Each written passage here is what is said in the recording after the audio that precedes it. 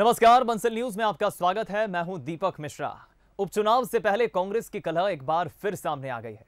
15 सीटों पर उम्मीदवार घोषित करके चुनाव के महासंग्राम में आगे निकल रही कांग्रेस पार्टी को उसके अपनों ने ही बैकफुट पर धकेलने की कोशिश की है। कई जगह पर पार्टी के उम्मीदवारों का विरोध शुरू हो गया है, तो बदनावर में श्रेय लेने की सियासत जोर पकड़ रही है। सुर्खी सीट पर बीजेपी अगले चरण की तैयारियों में जुट गई है, तो मुंगावली में क्या कह रहा है सियासी गणित? उपचुनाव से जुड़ी ये सारी खबरें लेकर हम हाजिर हैं अपनी इस खास पेशकश उपचुनाव के चक्रव्यूह में।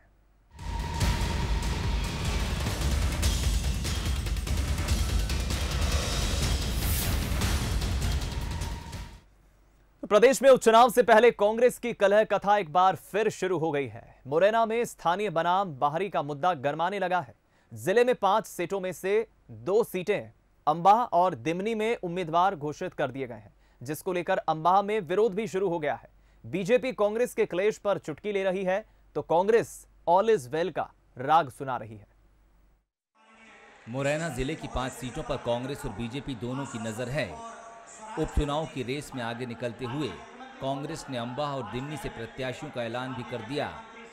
टिकट का ऐलान होते ही कांग्रेस में विरोध के सुर उभर कर सामने आ गए हैं। दावेदारों की लंबी कतार होने के चलते विरोध तो ठीक है, लेकिन इसमें गुटबाजी का तड़का भी लग रहा है। मुरैना जिले में स्थानीय बनाम बाहरी का मुद्दा पहले से ही तूल पकड़े हुए है। इसकी बानगी कैलारस में देखने को मिली थी, जब पूर्व मंत्रियों के सामने कार्यकर्ताओं ने बाहरी प्रत्याशी नहीं चलेगा के नारे लगाए थे।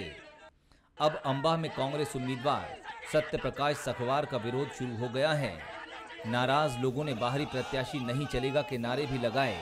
कांग्रेस कार्यकर्ताओं का कहना है कि दल बदलू नेता नहीं चलेगा। उनकी मांग है कि स्थानीय नेता को उम्मीदवार बनाया जाए।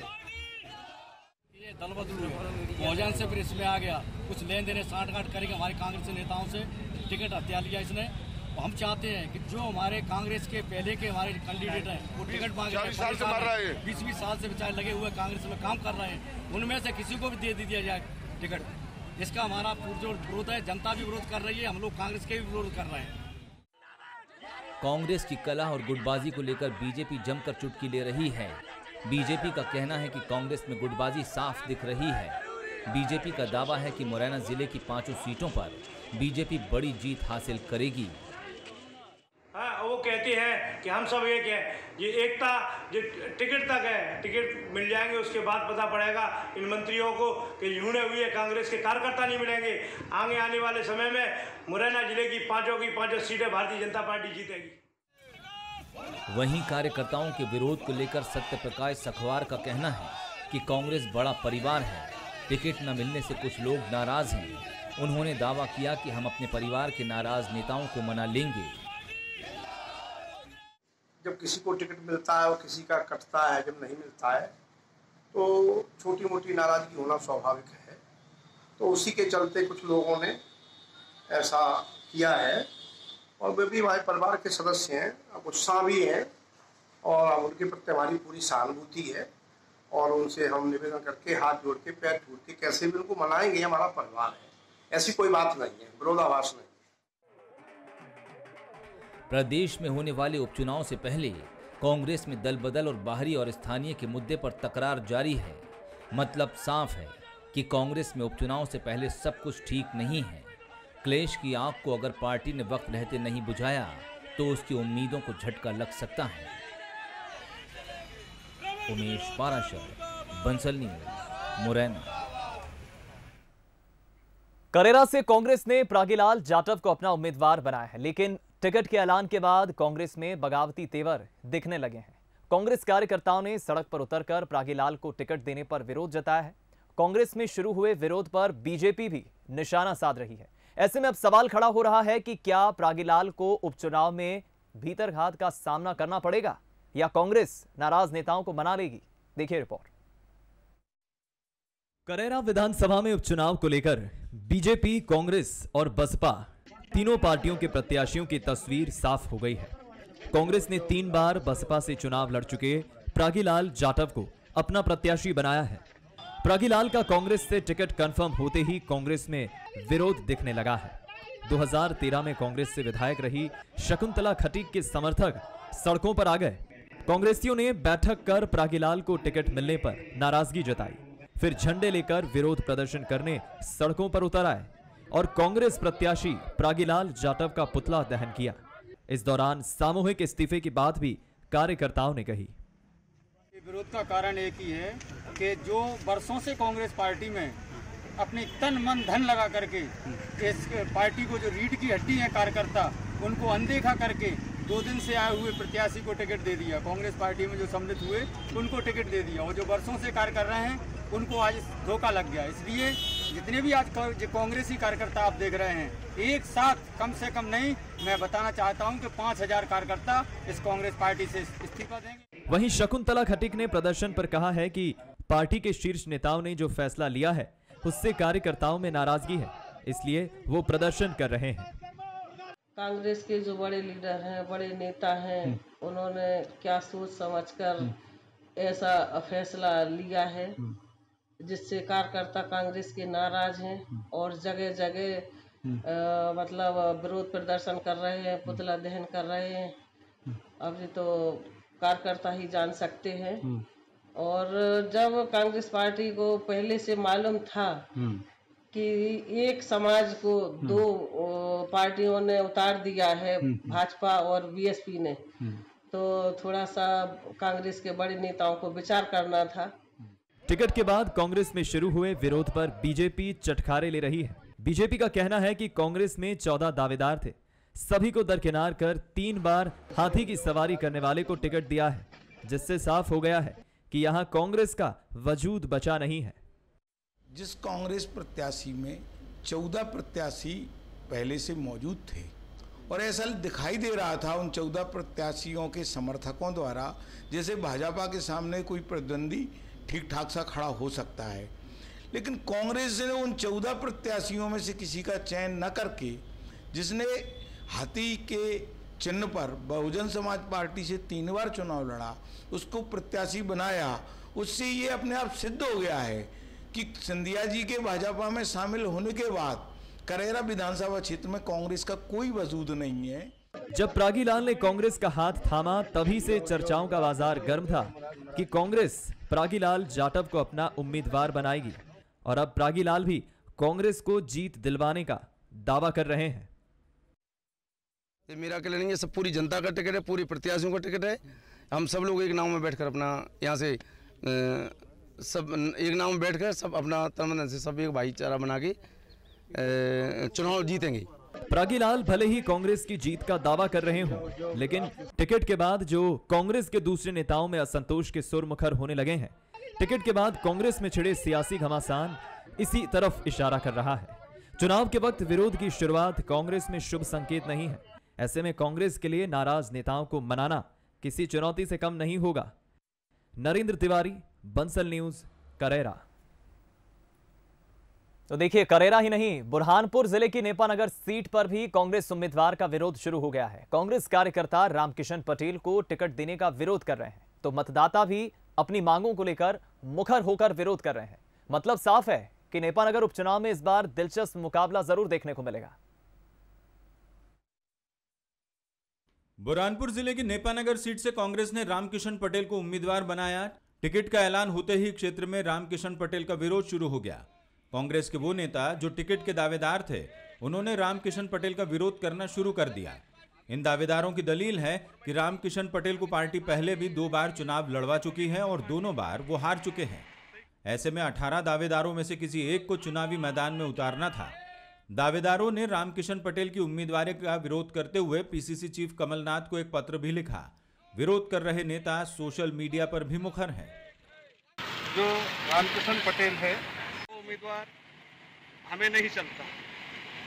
हमें कांग्रेस पार्टी का उम्मीदवार, हमारे जो 18 लोग जो ने टिकट मांगे थे उसमें से वो किसी को भी मतलब पार्टी सही कर दे तो हमको मतलब सहमति है, मंजूर है, पर वो उम्मीदवार नहीं चाह सकता। टिकट के बंटवारे के बाद पार्टी में उठ रहे विरोध के सुर को कांग्रेस ने पारिवारिक मामला बता दिया, तो बीजेपी ने तंज कसने में जरा भी देर नहीं की। थोड़ा गुस्सा तो रहता है कुछ समय के लिए। हमारे वरिष्ठजन उनसे बात कर रहे हैं, हम भी उन्हें समझा रहे हैं कि आने वाला भविष्य आपका है। ऐसा विरोध करके और बयानबाजी करके आपका भला होने वाला नहीं है। और जो लोग नाराज़ है उन्हें हमारा घर का मामला है, उन्हें हम समझा देंगे। देखिए, ये उनका आपसी मैटर है, उनका अंदरूनी मामला है। वहाँ तो बहुत सारे दावेदार रहते हैं, एक को टिकट मिलता है, बाकी लोग खिलाफ में जाते हैं। ये तो कांग्रेस की पुरानी परंपरा है। नेपानगर में जहां कांग्रेस उम्मीदवार का पार्टी में विरोध शुरू हो गया है, वहीं शहर के वार्ड नंबर 14 में आम जनता अपनी परेशानियों को लेकर लामबंद हो रही है। यहां के मतदाताओं ने हाथ में बैनर पोस्टर लेकर प्रदर्शन किया। ये लोग पट्टे नहीं तो वोट नहीं के नारों के साथ मैदान में उतरे हैं। यहाँ के वोटर्स का आरोप है कि उन्हें सालों से सरकारी योजनाओं का लाभ नहीं मिल रहा। हम लोगों की मेन मांग है, हमारे पट्टे की मांग है। अगर मांग पूरी नहीं होती है तो हम लोग आने वाले समय में और इस उपचुनाव में भी और आने वाले सभी चुनावों का बहिष्कार करेंगे। हमारी मांगे ये है कि हमें पट्टे नहीं है और हमें मकान की भी सुविधा नहीं है, और जैसे हमारे संडास शौचालय है वो भी आधे अधूरे पड़े हैं। तो जब तक कि हमको पट्टे नहीं मिलेंगे हम वोट का बहिष्कार करेंगे। कुल मिलाकर नेपानगर में इस बार चुनावी घमासान बेहद दिलचस्प होने वाला है। जहां कांग्रेस से बगावत कर बीजेपी का दामन थामने वाली सुमित्रा कास्डेकर को बीजेपी का संभावित उम्मीदवार माना जा रहा है, वहीं कांग्रेस के उम्मीदवार रामकिशन पटेल का विरोध शुरू हो चुका है। जनता भी अपनी मांगों को लेकर मुखर है। ऐसे में चुनावी जंग में किसका मंगल होगा, ये फिलहाल कह पाना किसी के लिए भी आसान नहीं है। गोपाल देवकर, बंसल न्यूज, बुरहानपुर। बदनावर में उपचुनाव से पहले नर्मदा को लेकर सियासी घमासान मचा हुआ है। नर्मदा माइक्रो परियोजना को लेकर शिवराज सरकार के मंत्री और पूर्व मंत्री में वार पलटवार जारी है, तो स्थानीय नेताओं के बीच भी जुबानी जंग तेज हो गई है। देखिए खास रिपोर्ट। प्रदेश में 27 सीटों पर होने वाले उपचुनाव से पहले नर्मदा को लेकर सियासत जारी है। बदनावर की नर्मदा माइक्रो सिंचाई परियोजना पर शिवराज सरकार में मंत्री राजवर्धन सिंह दत्तीगांव और कमलनाथ सरकार में मंत्री रहे सुरेंद्र सिंह बघेल आमने सामने आ गए हैं। दोनों के बीच नर्मदा की इस परियोजना का क्रेडिट लेने की लड़ाई शुरू हो गई है। राजवर्धन सिंह दत्तीगांव ने ट्विटर पर एक वीडियो जारी करते हुए आम जनता से 19 सितंबर को कोटेश्वर जाने की अपील की है। को जान के हर्ष होगा कि मुख्यमंत्री शिवराज सिंह जी चौहान कोटेश्वर पधार रहे हैं। नर्मदा माइक्रो सिंचाई परियोजना का उद्घाटन वो करने वाले हैं। ये वही नर्मदा माइक्रो परियोजना है जिसका 2016 में शिवराज सिंह जी ने यहीं कोटेश्वर में घोषणा की थी। तो अब उन्हीं के हाथों से यहाँ पे उद्घाटन होने वाला है। आप सभी बहुत बहुत बधाई के पात्र हैं। इस परियोजना से बदनावर विधानसभा क्षेत्र का लगभग पहले फेज में 59,000 हेक्टेयर रकबा सिंचित हो रहा है। इसमें 128 गांव हैं, कुछ गांव धार विधानसभा के भी हैं। दरअसल 19 सितंबर को मुख्यमंत्री शिवराज सिंह चौहान नर्मदा को बदनावर लाने का संकल्प पूरा करने आ रहे हैं। इसको लेकर दत्तीगांव लोगों को न्योता दे रहे हैं। वहीं राजवर्धन सिंह दत्तीगांव के ट्वीट पर पलटवार करते हुए पूर्व मंत्री सुरेंद्र बघेल ने भी ट्वीट किया। उन्होंने कमलनाथ सरकार के बदनावर के किसानों के हित में लिए गए फैसले का क्रेडिट लेने का आरोप लगाया। सुरेंद्र सिंह ने इसको उपचुनाव की हार से भी जोड़ने की कोशिश की। वहीं स्थानीय स्तर पर इस मसले को लेकर सियासी पारा हाई है। कांग्रेस केवल प्रोपोगंडा कर रही है, कांग्रेस झूठ फैला रही है। हनी बघेल खुद नर्मदा घाटी परियोजना के मंत्री रहे, उन्होंने धरातल कुछ नहीं किया। केवल चुनाव आया तो गांव झूठी अफवाह फैला रहे हैं, पोस्टर लगा रहे हैं, नर्मदा नर्मदा चिल्ला रहे हैं, जो कि वास्तव नर्मदा हमारे शिवराज सिंह जी चौहान और श्री राजवर्धन सिंह जी दत्तीगांव लाए हैं और 19 को भूमि पूजन कर रहे हैं। केवल झूठ है, झूठ फैला रहे हैं, कांग्रेस झूठ फैला रही है। राजवर्धन इतने साल से विधायक रहे, अब आप वो कह रहे हैं नर्मदा योजना का पानी शिवराज सिंह चौहान, केवल झूठ के अलावा कुछ भी नहीं है। ये सारा काम कमलनाथ जी ने करा। और अगर राजवर्धन को बदनावर में पानी लाने की इतनी चिंता ही है तो बदनावर तहसील से माही नदी बह रही है।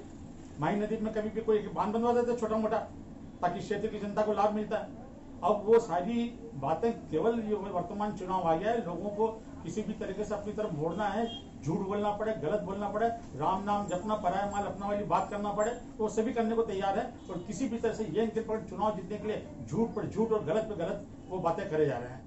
परियोजना से उपचुनाव से पहले बीजेपी और कांग्रेस में परियोजना का श्रेय लेने की होड़ सी मच गई है। उपचुनाव के चलते कोई भी कदम पीछे नहीं करना चाहता। मां नर्मदा के नाम पर हो रही सियासत में उनका आशीर्वाद किसको मिलेगा, इसका फैसला जनता के वोट करेंगे।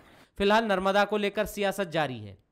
महेश पाटीदार, बंसल न्यूज, बदनावर। इधर सागर की सुर्खी विधानसभा सीट में उपचुनाव को लेकर बीजेपी की तैयारी लगातार जोर पकड़ रही है और इसी कड़ी में बीजेपी अब मोर्चा सम्मेलन की शुरुआत करने जा रही है। जी हां, सुर्खी विधानसभा में 20 सितंबर से बीजेपी मोर्चा सम्मेलन की शुरुआत करेगी। बीजेपी के कार्यक्रम पर अब कांग्रेस निशाना साध रही है। सेक्टर सम्मेलन, रामशिला यात्रा और अब मोर्चा सम्मेलन की तैयारी। सुर्खी उपचुनाव को जीतने के लिए बीजेपी कोई कोर कसर नहीं छोड़ना चाह रही है। बीजेपी इलाके में मजबूत पकड़ बनाने के लिए 20 सितंबर से मोर्चा सम्मेलन की शुरुआत करने जा रही है। सुर्खी विधानसभा में 7 मोर्चे हैं, जिनमें से 5 मोर्चों पर बीजेपी का ज्यादा फोकस है। इनमें युवा मोर्चा, महिला मोर्चा, पिछड़ा वर्ग, अनुसूचित जनजाति और किसान मोर्चा शामिल हैं। ऐसे में बीजेपी इन सभी मोर्चों को साधने के लिए सम्मेलन आयोजित करने जा रही है। दरअसल सुर्खी सीट से बीजेपी गोविंद सिंह को मैदान में उतार सकती है। हमारे यहाँ 7 मोर्चे हैं।